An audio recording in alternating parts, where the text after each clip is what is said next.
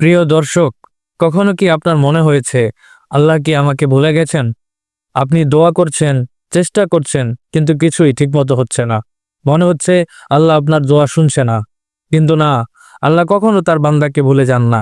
তিনি শুধু আপনার জন্য সবচেয়ে উপযুক্ত সময়ে তার রহমত পাঠান। আল্লাহ তাআলা বলেন, আমার রহমত সমস্ত কিছুকে পরিবেষ্টন করে রেখেছে।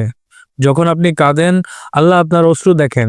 যখন আপনি নিঃশব্দে দোয়া করেন, তিনি সেই দোয়া শোনেন এমনভাবে যা আমরা বুঝতে পারি না। তাই দয়া করে ধৈর্য ধরুন। আপনার দোয়া হারিয়ে যায়নি। আল্লাহর রহমত আপনার দিকেই আসছে। শুধু একটু অপেক্ষা করুন। কখনো আল্লাহর রহমত থেকে আশাহত হবেন না।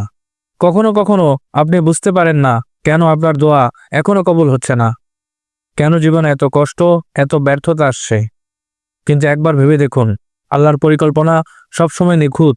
আপনি এখন শুধু সেই কারণটা দেখতে পাচ্ছেন না। আল্লাহ বলেন, আপনারা কোনো কিছু অপছন্দ করতে পারেন, অথচ তাতেই আপনাদের জন্য কল্যাণ থাকতে পারে। হয়তো আপনি যে চাকরি হারিয়েছেন তা আপনাকে বড় বিপদ থেকে বাঁচিয়েছে। হয়তো আপনি যে সম্পর্ক হারিয়েছেন, আল্লাহ আপনাকে আরো ভালো কিছু দিতে প্রস্তুত করেছেন। সবকিছুই আল্লাহর পরিকল্পনার অংশ।